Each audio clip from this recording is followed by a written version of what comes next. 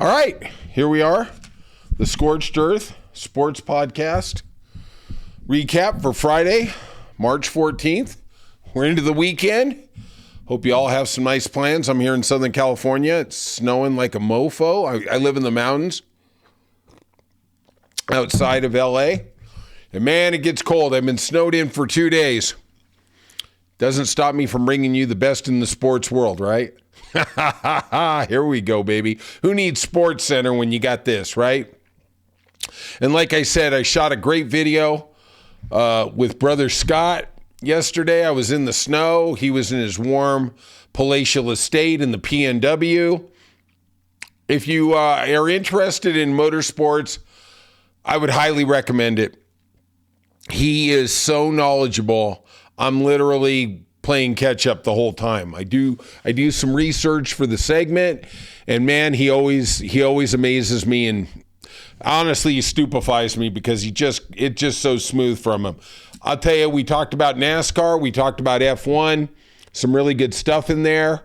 We're learning. Go over to the Off the Rails Sports Podcast. I think we're going to leave a link in there tomorrow, and enjoy. But until then, in the meantime, here we go on the Friday recap. Big story was Duke beat UNC onto the semis in the ACC tournament. They did it without Cooper Flagg. I don't understand what the rush is to bring Cooper Flagg back. I understand they know he's a one and done. They can kind of use him up. They can kind of play on his loyalty, whatever you want to call it. But if I was them, I would just chill out on this guy till next Thursday or Friday, whenever you got to play. We know they're going to be a number one seed. And even then, I would think about resting him in the first game because you're going to be playing a number 16 seed. I mean, come on. If you can't beat a number 16 seed with your talent, you don't deserve to keep going. But we know what's going to happen. They're going to trot him out for the final. He's going to, be on a hobbled wing, blah, blah, blah. Here we go.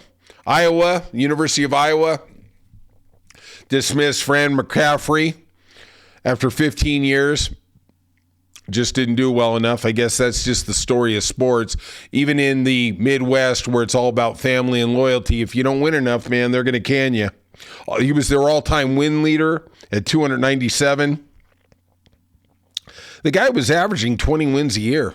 I know he didn't do that well this year. I get it. But, wow, it seemed pretty ruthless. Houston, my pick to win the NCAA tournament. We're going to have two podcasts with Brother Scott. We're going to do one looking at the NCAA tournament. The selection comes out on Sunday. And then we're going to do one on the NASCAR recap and F1. Houston looked real good, beat BYU. I told you I thought they were a sleeper team. BYU just had a funny way of just keep winning. They lost by 20, 19, 74-54. Maryland beat Illinois. I thought Illinois was one of those sleeper teams too. I really, really liked them. Maryland is just damn good. Beat them by 23, 88-65. Michigan State keeps rolling, beat Oregon by 10. Creighton got a little revenge on UConn. And old Danny Hurley beat them in the tournament 71-62. Boy, that must have been nice when they got back to the locker room because these two really, really hate each other. There is no love between these two programs. Arizona, who's making a nice run to get into the tournament, beat number 9 Texas Tech 86-80. Nice win for the program. The NFL, we got Aaron Rodgers. He's waiting to hear back from the Vikings before making the decision. I don't blame him. If you can go there, you could be the starter. You got Justin Jefferson. You got that offensive line. Yeah, why not? You're going to take the minimum no matter where you go. I just wonder what this is going to do to J.J. McCarthy because, man, if Aaron starts out 6-1, there's another year the kid's not going to see the field. What do you really know? What do you got? And I don't think Aaron plays well with others in the quarterback room. I mean, to me, this really is like when Brett Favre went to Minnesota back in the day. He literally set their program back a couple years. I don't know. There's just the allure. There's just that thing.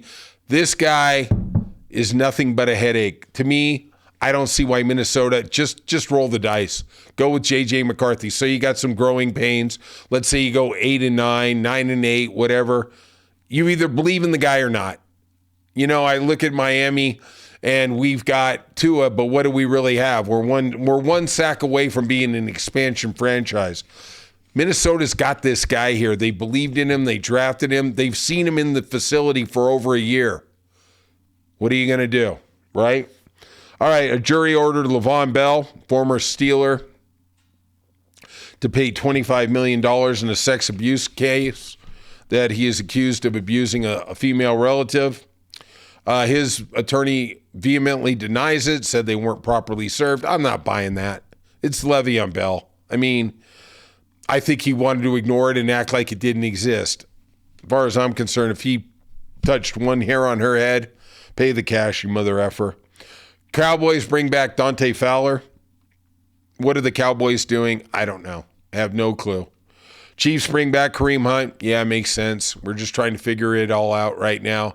I did see a report that the Cincinnati Bengals are close to contracts with Jamar Chase and T. Higgins. To me, that says they're going to let Trey Hendrickson go.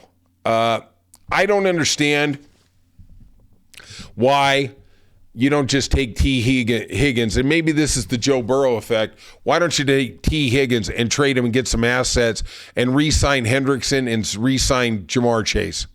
You can only afford 2 out of the 3, I think, right?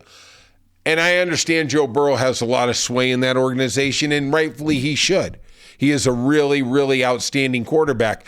But at the end of the day, you lose the leader of your defense. Defense was the problem last year, not offense. I don't know what you're thinking. I'd personally trade T. Higgins to, let's call it New England. Give me a second. Give me a second and a fifth. You know, I think New England would do it. T. Higgins is better than anybody coming out in the draft. Okay, and they keep their first pick, get a D lineman, get an offensive lineman, whatever their thing is. I don't know what it is. Personally, I think the Patriots, as long as Tom Brady's not there, I don't care if you can bring in Mike Vrabel, you can bring in Vince Lombardi, they're still going to figure a way to F it up because Robert Kraft, in spite of himself, is an idiot. Straight up. That dude is an idiot. Bottom line. Golf, we're going to wrap up. Friday was an interesting day at the Players Championship. I watched it. Like I said, I was snowed in, so I just watched nothing but 5 hours of golf. Those guys just lit that course on fire. There was no wind. Those guys are just, you know, it's so funny. They say, oh, this course is so hard. This course is so difficult. And then these guys are shooting 7, 8, 9 under. Justin Thomas shot a 62. A 16-stroke swing from his round on Thursday where he was 4 over. Yeah, okay. You know, these guys, give them the green light, they can go. Minwoo Lee is now the leader at 11 under with Akshay Bhatia. I really like Akshay's game. I wonder when it comes to majors. To me, I look at that guy, and he's the kind of guy who can win a PGA. Yeah, I think he has the stones to win it now. I don't think his putting is good enough to win at the Masters yet, which I think is the biggest factor. But, you know, we'll see. McIlroy and Morikawa are at 9 under. They're lurking. It's going to be a nice day to see Saturday on Moving Day, that's for sure. The cut was 1 under. You know, the course was defenseless. Honestly, that course is very, very overrated. They call it the 5th major. I don't know if I'd really go with that. I think the Memorial, Bay Hill Riviera might be actually better tournaments, especially if they're signature events, but, you know, whatever. NBC's got to promote NBC. Schauffele, Lowry, Berger were all barely made the cut at 1 under. We're going to see what the weekend brings. We'll see if Scotty Scheffler can get that 3rd in a row. He just doesn't look right. You know, I mean, he's still a great golfer. Tee to green, the dude is just lights out. He hits the ball a mile. His irons are precision, but man, there just seems like there's something off with him. I just, you know, and I know when you're out there and you're like, oh, thanks, John. That really helps me a lot. If you watch his game, it just seems like when the momentum goes, he gets 2 birdies in a row, then all of a sudden something crazy happens. That's when he used to put his foot down on the throttle and just put his foot on their neck and just kill them. And we're looking at the odds for a month from now at the Masters, and how are you going to take this guy at 4 or 5 to 1? I mean, yeah, he's the favorite, but Jesus criminy. I mean, it just doesn't make any sense to me. I mean, I'm not taking Rory McIlroy because that course doesn't set up well for him. And I'm not taking Colin Morikawa, but go ahead. Let's go with Ludvig Åberg. And I know he's not having a good week. He missed the cut. But when that guy dials in, when he can putt, yeah, he's one of the 2 or 3 best golfers in the world. Straight out. I've seen it. The guy is just lights out. We'll talk about the Masters a little more down the road here, but we will go into Saturday at the Players. It's moving day, kind of like at Augusta, but we shall see. I personally think now what we're looking at, if the wind's not there, we're looking at a score of somewhere about 20 under. And honestly, that makes me sick. I don't want to see these guys shooting 20, 24 under. I mean, I used to go to the Bob Hope out there in Palm Springs, and man, those guys are shooting 30 under. And, come on, man, make it a little challenging. I know they like their ego stroked, and I know they like to get 7, 8 under, oh, wow. It's so funny. When they get a bad break, it's the end of the world. Believe me, in every round, there's the ball bounces off the side of the trap and ends 4 feet from the pin. Well, they don't even talk about that in their, at the end of the round. You know what I mean? I don't know. It's just golfers.